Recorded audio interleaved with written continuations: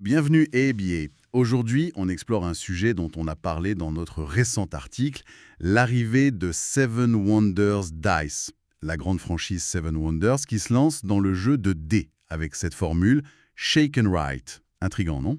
Ah oui, tout à fait. C'est un changement de cap assez marquant pour une série qu'on associe d'abord aux cartes et aux drafts. Exactement. Voir Seven Wonders avec des dés, ça soulève pas mal de questions sur ce que sera l'expérience de jeu finale. Alors qu'est-ce qu'on a retenu dans notre article?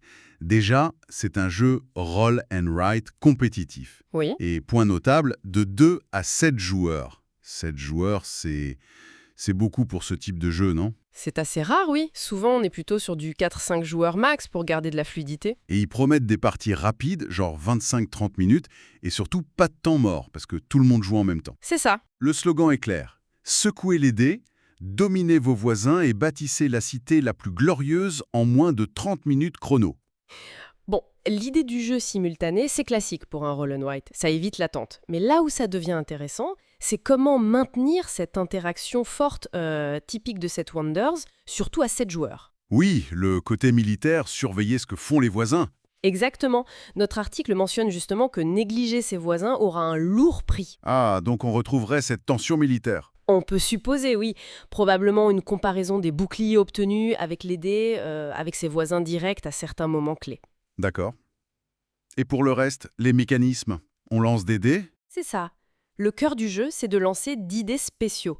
On devrait y retrouver les symboles classiques, les ressources, bois, pierre, etc., la science, le militaire avec les boucliers, l'or aussi. Et avec les résultats, on coche des trucs sur notre plateau perso. Voilà.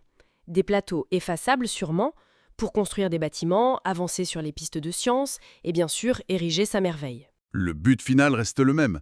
Accumuler le plus de points de victoire. Oui, via différentes voies. La merveille elle-même, la science, le militaire, le commerce, le trésor, les stratégies habituelles de Set Wonders, mais adaptées au format D. Ce qui change fondamentalement, c'est la source des actions.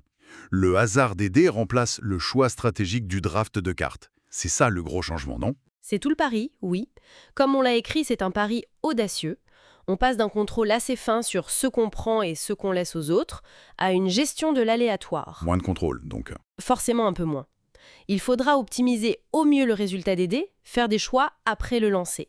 Mais on ne pourra plus contrer directement un adversaire en lui piquant la carte qu'il lui fallait. L'accent semble mis sur l'accessibilité. Conseillé des 10 ans, le format roll and write est souvent plus simple, plus immédiat. Oui, on lance, on choisit, on coche. C'est rapide à prendre en main. Et le fait qu'Antoine Boza, l'auteur original, soit derrière, c'est un gage de qualité pour beaucoup, ça rassure un peu les fans. Tout à fait. Ça suggère une volonté de respecter l'esprit du jeu original, même en changeant de mécanique principale. Notre article positionne ce jeu dans une gamme déjà bien fournie. Seven Wonders classique, Duel, Architects. Oui, chaque jeu a un peu sa spécificité, son public.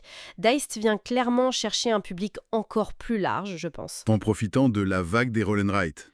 Exactement, c'est un genre très populaire, facile à sortir, rapide à jouer. C'est une porte d'entrée potentielle vers l'univers Seven Wonders pour de nouveaux joueurs. Tout en essayant de garder une certaine profondeur pour ne pas décevoir les anciens. C'est l'équilibre délicat à trouver. Offrir quelque chose de familier, les thèmes, les merveilles, les façons de marquer des points, mais avec la fraîcheur et la simplicité des dés. Le risque, c'est que ça devienne peut-être un peu trop léger, non? Que la stratégie soit trop diluée par le hasard? C'est une possibilité. Ou alors, ça demandera un autre type de stratégie, plus tactique, plus basée sur l'adaptation au lancer. La rejouabilité devrait être bonne, avec le hasard des dés, et sûrement différents plateaux merveilles. Oui, ça c'est souvent un point fort des roll and write. Le matériel aussi, les dés gravés, les plateaux effaçables, ça donne un côté sympa, tactile. Oui, ça contribue à l'expérience. C'est pensé pour être joué facilement, souvent. Bon, pour résumer, cette Wonders Dice, ça s'annonce comme une version rapide, conviviale, très accessible de cette Wonders. C'est ça. Jouable jusqu'à 7, sortie prévue fin 2025, une nouvelle façon de construire sa merveille au rythme des dés, quoi. Voilà. Et ça laisse une question en suspens. Une réflexion pour la route. Je t'écoute. Si l'essence de cette Wonders, c'était beaucoup cette tension du draft, cette interaction via les cartes qu'on se passe, comment cette version D va réussir à recréer une tension similaire? Bonne question. Quel sera vraiment l'équilibre entre saisir les opportunités des dés et planifier à plus long terme? Et est-ce que cet équilibre va plaire aussi bien aux fans de la première heure qu'aux nouveaux venus? C'est effectivement la grande inconnue. On verra ça fin 2025 alors. Merci pour cette analyse. Merci à toi.